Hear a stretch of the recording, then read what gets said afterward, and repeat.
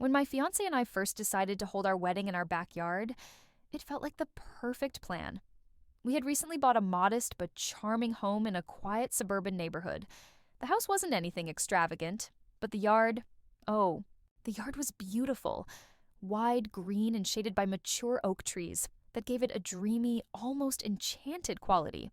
I imagined fairy lights strung across the branches, tables set up with white linens, and the sound of soft music drifting through. The evening air. It wasn't a fancy venue, but it was ours, and that made it perfect. Planning a backyard wedding meant we could pour our savings into making it personal. We envisioned handwritten signs, a buffet-style dinner catered by our favorite local restaurant, and our closest friends and family gathered under the stars. It was intimate, affordable, and filled with meaning. My fiance's parents even gifted us handcrafted wooden chairs for the ceremony, and my own mother spent weeks helping me design flower arrangements that would line the garden. Every detail was coming together beautifully. At least that's how it felt at first. Enter Karen. Karen lived directly next door. She had a reputation in the neighborhood for being difficult, though until then, we had only exchanged a few polite greetings. She was the type who always seemed to have binoculars at the ready, watching everything from who parked where to how long someone's trash can stayed on the curb. People whispered about her meddling ways, but I hadn't thought much of it. After all, how much trouble could one neighbor cause? The first signs of trouble began innocently enough.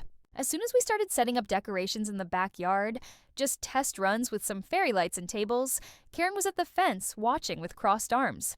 I brushed it off, assuming she was just curious. But later that week, we found a printed note taped to our front door. In bold, underlined letters, it declared that large gatherings were disruptive and weddings were inappropriate for a residential area. I laughed it off at first. Our neighborhood wasn't governed by an HOA, and there were no rules preventing us from hosting a private event on our property. We weren't planning to blast music until midnight or block the street with cars. Still, Karen's note set an uneasy tone. Then came the complaints. First, she called the city to report us for construction noise, though all we had done was set up a rented tent in the yard. The inspector who came by simply shook his head and left, but Karen wasn't done. A few days later, a police officer knocked on our door because she had reported an unauthorized event venue. When the officer realized it was just our backyard, he apologized and left quickly. But the message was clear. Karen was determined to make our lives difficult. At that point, we could have moved the wedding elsewhere. We could have given in and rented a venue just to avoid conflict. But something inside me refused. This was our home, our moment, and no neighbor with too much free time was going to take that away. If anything, her interference only made me more determined, so we pushed forward. Invitations had already gone out, decorations were being finalized, and family members had booked travel. I reminded myself that Karen couldn't actually stop us. She might complain, she might glare from her window, but in the end, there was nothing she could legally do. Still, I had underestimated just how far she was willing to go. One evening, about a week before the wedding, I noticed Karen pacing in, her backyard, phone in hand, gesturing wildly as she spoke. Later that night, I overheard her telling another neighbor that she wasn't going to let this circus happen.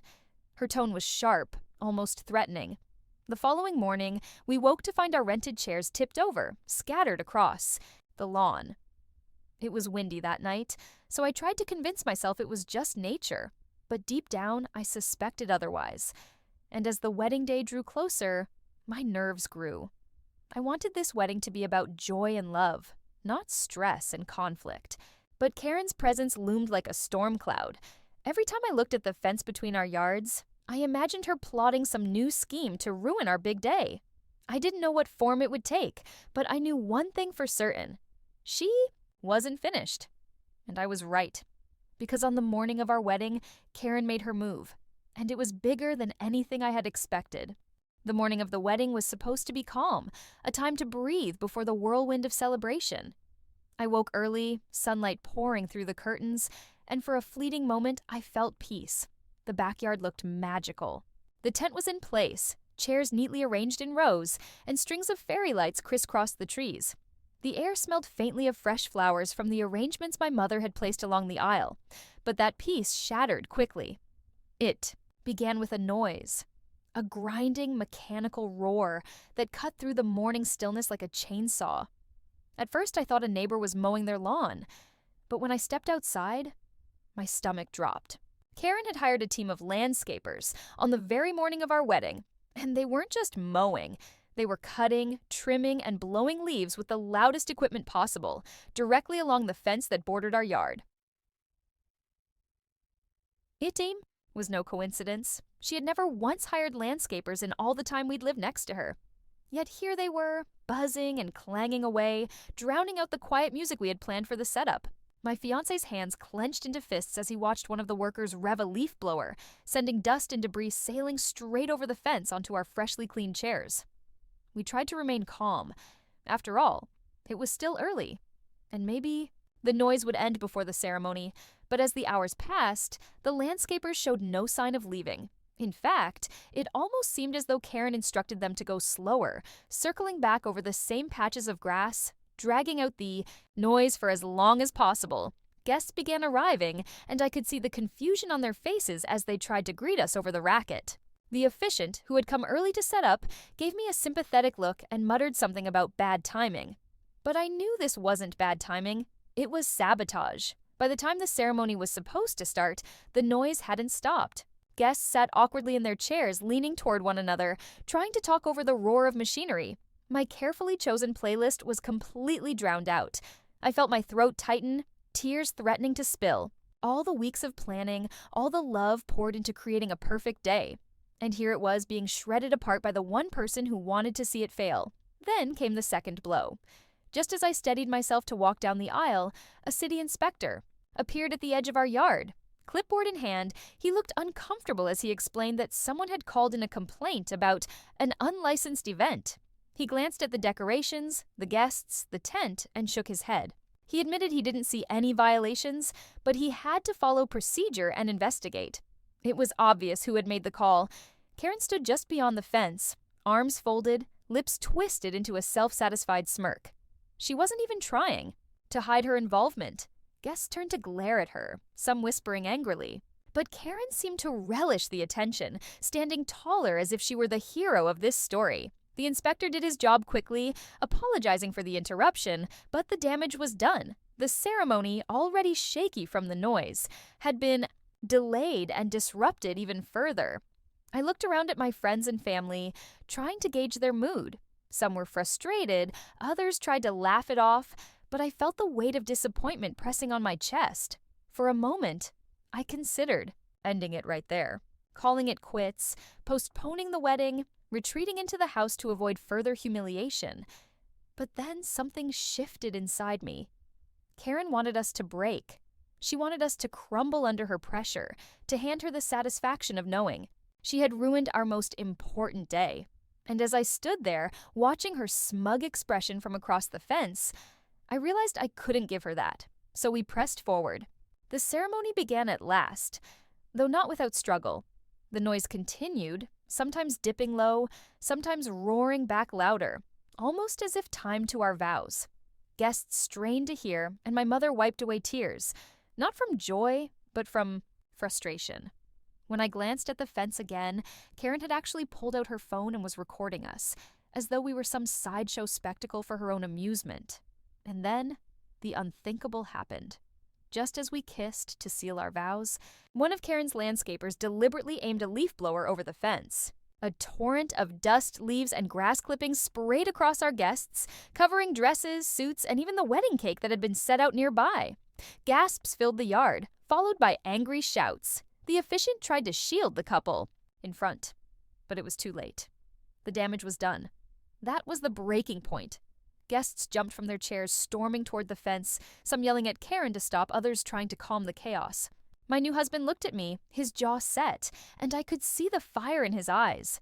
This was no longer about noise or permits or even the wedding. It was about standing up to someone who thought she could bully us into submission. As the chaos swirled around me, I realized something important. Karen had wanted to make herself the center of our story, the villain in the background pulling strings. But what she hadn't considered was how an entire community might react when pushed too far, because in that moment, the tide began to turn. And while Karen thought she had spoiled our day, she had actually given us the opportunity to turn the tables in a way she would never forget. The eruption after the leaf blower incident was unlike anything I'd ever seen in a neighborhood setting. Weddings are supposed to be filled with laughter, tears of joy, and quiet admiration. Instead, ours had turned into a battlefield. Guests brushed leaves and dirt from their clothes, fanning dust away from their faces, while others huddled around the ruined cake, trying to salvage what they could. For a few minutes, chaos reigned. Karen lingered behind the fence, her lips curled in a satisfied grin, clearly enjoying the spectacle she had created. She stood with her phone held high, recording the aftermath like some sort of twisted victory lap. But as she continued to film, something shifted in the atmosphere. The frustration that had been bubbling among our guests reached a boiling point. At first it was subtle. A couple of our friends exchanged knowing looks, then whispered quietly to each other. My cousin, who had traveled across the country to attend, shook his head in disbelief before muttering something about taking matters into our own hands. Slowly, like dominoes tipping one after another, the mood began to change. People who had moments earlier been upset and disheartened now seemed energized. Karen had underestimated something critical. Weddings are not just about the bride and groom. They are about family, about community, about people coming together to celebrate love. By attacking us, she had inadvertently insulted everyone who had gathered that day. She had turned not just us, but an entire group of people against her. That realization sparked an idea. Instead of letting her sabotage destroy the day, we could turn it into something else entirely. If Karen wanted to insert herself into our wedding, then fine. She could become part of it. Not in the way she imagined, as the triumphant neighbor who ruined everything, but as the entertainment, the cautionary tale, the punchline that united everyone on our side. It started innocently. Enough. My brother dragged the ruined cake off to the side, announcing loudly that we'd need a new centerpiece. Guests laughed, some shaking their heads, others clapping as though it were part of the show. My maid of honor pulled out her phone and began narrating Karen's antics, describing the angry neighbor next door as though she were hosting a reality TV episode. Soon, several guests joined in, filming the wedding with Karen framed perfectly in the background, arms crossed and glaring like a cartoon villain. The tension began to lift. What had moments earlier felt like devastation now felt like an opportunity to bond over the absurdity of the situation. Instead of focusing on what Karen had taken from us, people started focusing on what we could reclaim. Joy, laughter, and a sense of defiance in the face of her cruelty. And reclaim it, we did. One guest retrieved a Bluetooth speaker from his car and blasted music louder than anything we had originally planned. The sound carried over Karen's landscapers, drowning out their machines. Another guest set up a makeshift photo booth near the fence, encouraging people to take pictures with Karen's scowling face peeking out in the background. Every snapshot captured her rage, and every laugh from our guests seemed to fuel her.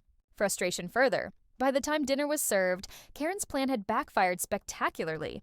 Instead of ruining the day, she had accidentally become the running joke, the story everyone was telling and retelling in real time.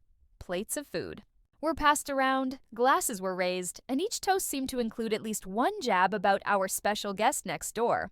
Of course, Karen didn't take this lightly. The more we laughed, the angrier she became. She shouted across the fence, demanding that we show some respect and end the disturbance. But the more she yelled, the funnier it became to everyone else. Her furious rants only added fuel to the fire, turning her into a caricature of herself. Guests began clapping every time she shouted, as though she were giving an impromptu performance. It was unplanned, unscripted theater, and she was the star whether she liked it or not. I watched it unfold with a strange mixture of relief and amazement. Hours earlier, I had felt crushed under the weight of her sabotage. Now I realized she had handed us a gift, something to unify our guests and turn what could have been a nightmare into a story none of us would ever forget. But beneath the laughter, I also sensed something darker brewing. Karen's face had gone from smug satisfaction to flushed rage. Her arms flailed as she shouted, her voice rising higher and higher. She wasn't just annoyed, she was unraveling. And the more she lost control, the more unpredictable she became. As the night wore on, I found myself glancing toward the fence more often, wondering just how far she was willing to go. After all, this was someone who had already called the police, hired landscapers to sabotage us, and directed leaf blowers at our ceremony. What would she try next? That answer came just as the first dance began. My new husband and I stepped into the center of the yard, the fairy lights glowing softly above us, the music swelling. For a brief moment, the chaos faded, and all I could feel was him. His hand in mine, his eyes locked on mine. It was the moment I had dreamed of, the one part of the day I thought even Karen couldn't touch. But then, from the corner of my eye, I saw movement. Karen had climbed onto something in her yard, a ladder perhaps, or a chair, and was now peering over the fence with a large bucket in her hands.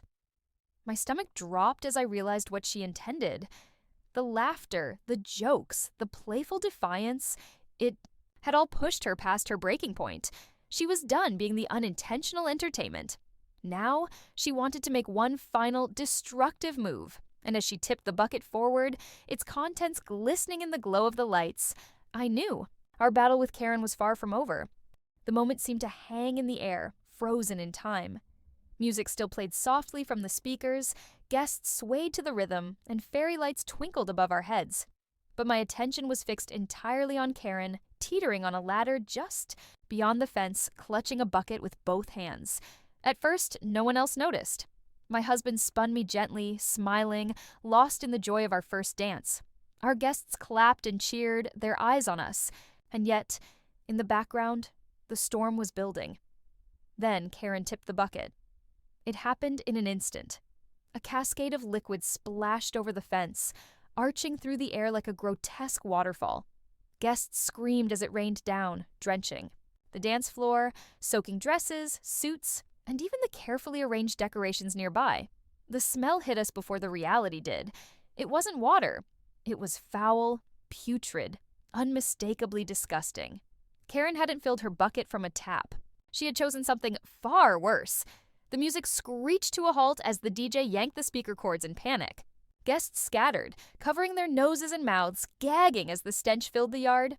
I stood frozen, dress dripping, unable to process what had just happened. My wedding gown, my dream dress, was ruined, its white fabric stained and heavy. Gasps turned to shouts.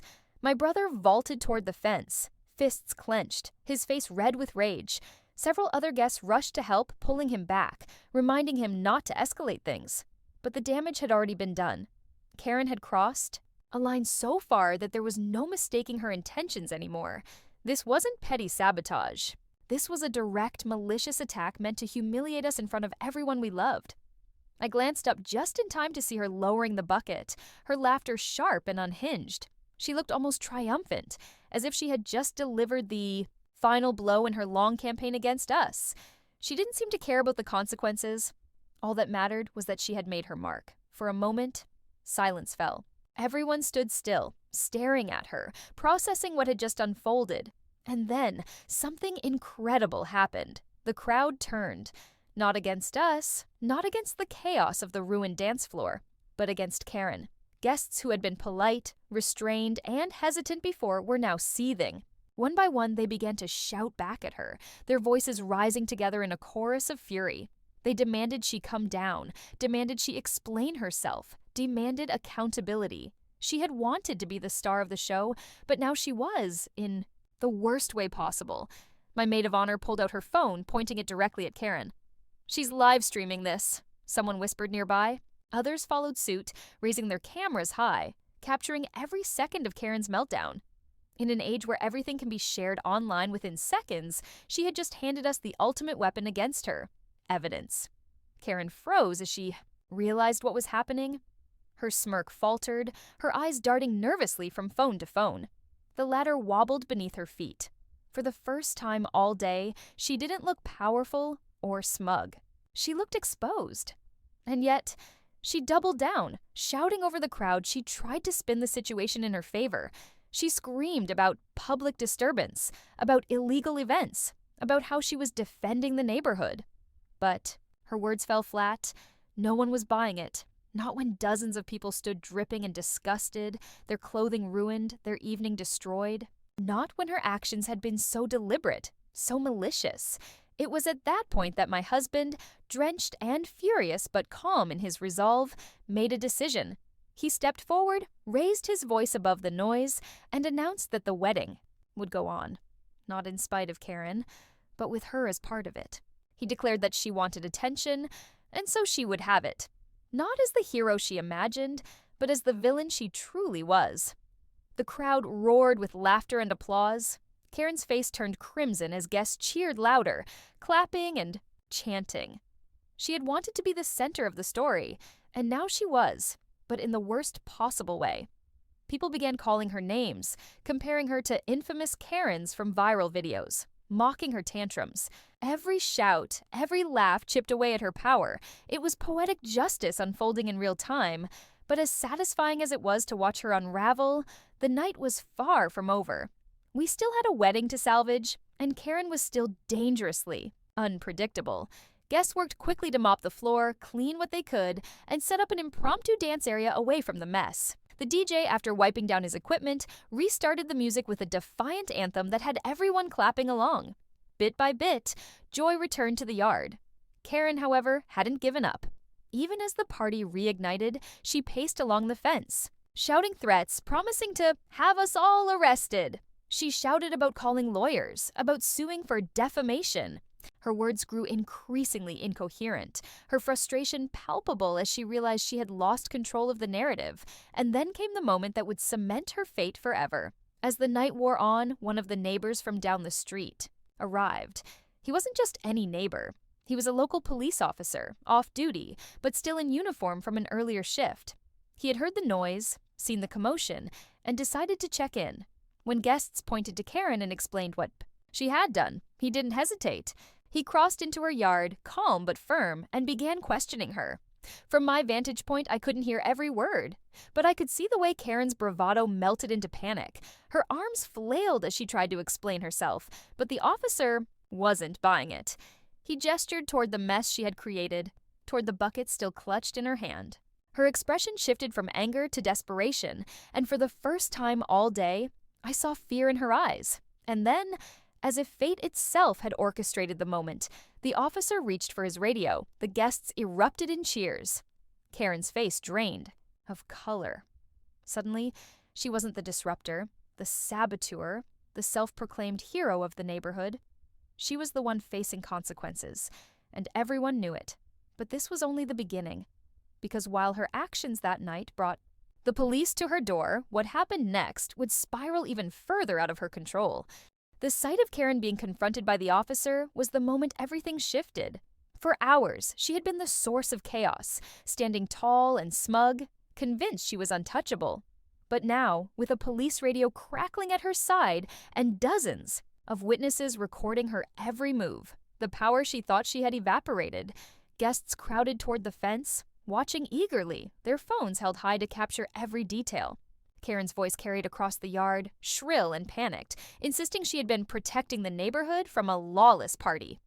She gestured wildly toward us, pointing at the music, the decorations, the tent. But her theatrics only fueled more laughter. Every attempt to defend herself made her look more absurd. The officer remained calm, his tone measured but firm. He gestured toward the bucket, still dripping its foul contents onto her grass. He pointed at the mess, splattered across our yard, the ruined decorations, the guests whose expensive outfits were stained beyond repair. Each detail he noted only tightened the noose around Karen's argument. Finally, he motioned for her to step down from the ladder. Reluctantly, she complied, climbing shakily back onto solid ground. Her face was a mix of rage and humiliation. Her cheeks flushed red under the glow of porch lights. By then, the wedding had transformed into something surreal. What began as a celebration, derailed by sabotage, had now morphed into a full-blown spectacle. Guests weren't just attendees anymore. They were witnesses to a live drama, one that felt almost too outrageous to be real. And like any good audience, they were fully invested. Chants began to ripple through the crowd. Some shouted, "Justice!" while others mocked her with exaggerated cries of, "Karen strikes again!" Phones recorded from every angle, capturing her downfall in high definition.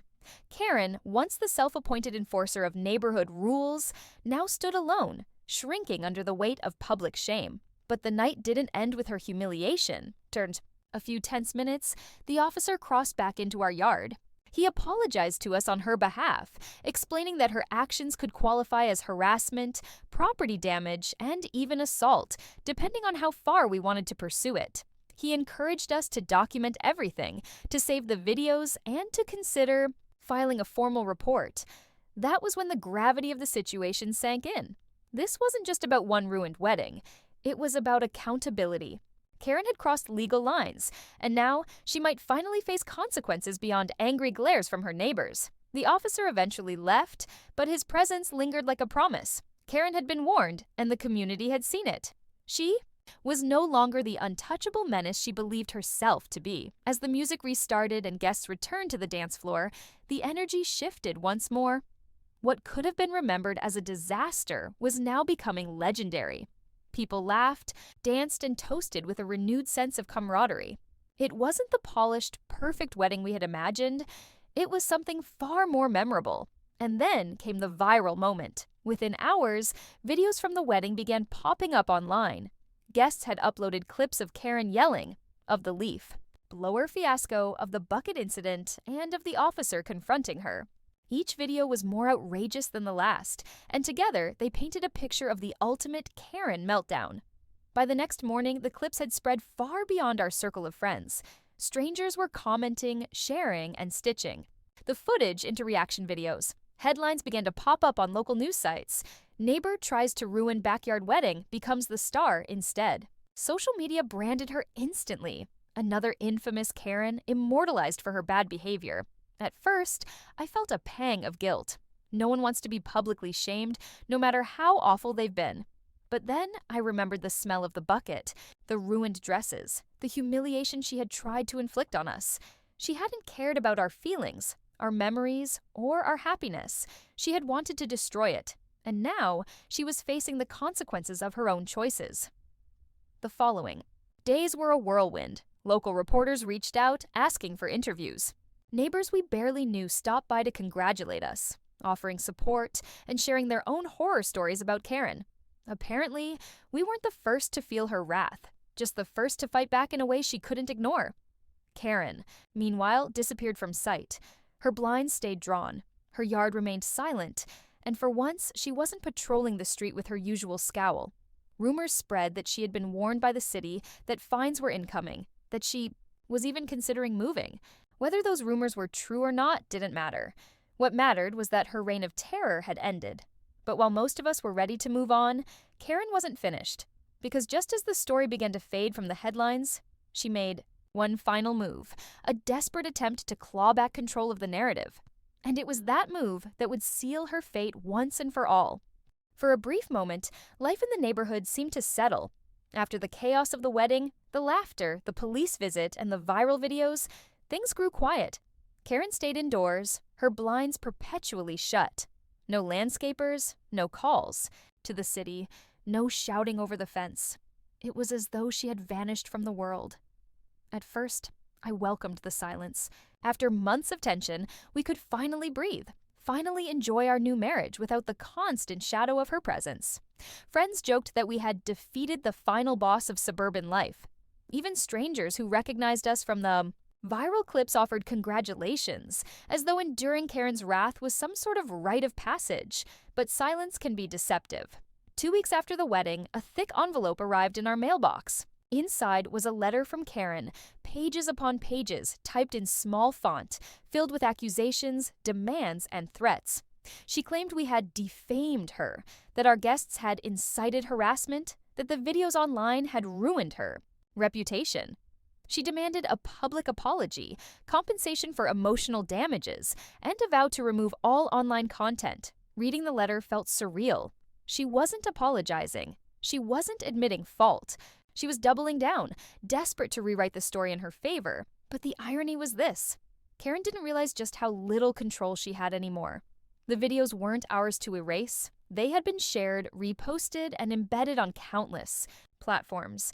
She wasn't fighting us. She was fighting the internet itself. And the internet had already decided her fate. We considered ignoring her demands entirely, but then another envelope arrived. This time, from an attorney. Karen had actually tried to pursue legal action. She filed a lawsuit against us, claiming slander and harassment. For a moment, I felt the old anxiety return. Lawsuits are intimidating, even when you've done nothing wrong. But when our attorney reviewed the case, he nearly laughed. Not only did Karen have no grounds, but the mountain of video evidence worked entirely against her. She hadn't been slandered. She had been documented.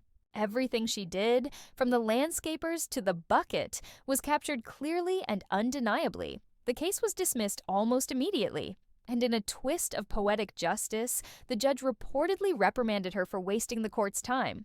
By then, Karen had lost everything she thought gave her power. Her credibility with the neighborhood was gone. Her reputation online was in tatters. Her attempt at legal revenge had backfired spectacularly. She wasn't feared anymore. She was ridiculed. And the neighborhood began to change. Neighbors who had once tiptoed around her now spoke openly about her antics. People shared stories of the times she had called the police over trivial matters, or yelled at kids for riding bikes too close to her driveway. One neighbor admitted she had reported him for overwatering his lawn. Another confessed she had tried to stop his daughter's birthday party because of noise. The truth became clear. Karen had always been a menace, but until our wedding, no one had ever stood up to her long enough to expose her. Our story had given the neighborhood courage, a reminder that her threats were just bluster when met with collective defiance. Eventually, the for sale sign went up in her yard. She didn't announce it. She didn't host an open house. She slipped away quietly, blinds drawn until the moving truck arrived. No one waved goodbye. No one mourned her departure. If anything, people celebrated quietly, relieved to see the chapter of Karen finally close. As for us, the wedding that nearly collapsed became something else entirely. Whenever people asked about our big day, we didn't talk about the flowers or the decorations. We didn't gush about the cake or the music. We told the story of Karen, of how she tried to ruin it all, of how she became the entertainment instead. Guests still laugh about the chants, the photo booth with her glaring. In the background, the way the entire community came together against her. In the end, our wedding wasn't perfect. It wasn't the polished picture book event I had once dreamed of, but it was unforgettable, legendary in a way no one else could claim. And as the years go by, I know it's a story we'll retell again and again, not with bitterness, but with pride, because Karen tried to stop our backyard wedding, and instead, she made it a story that would live forever.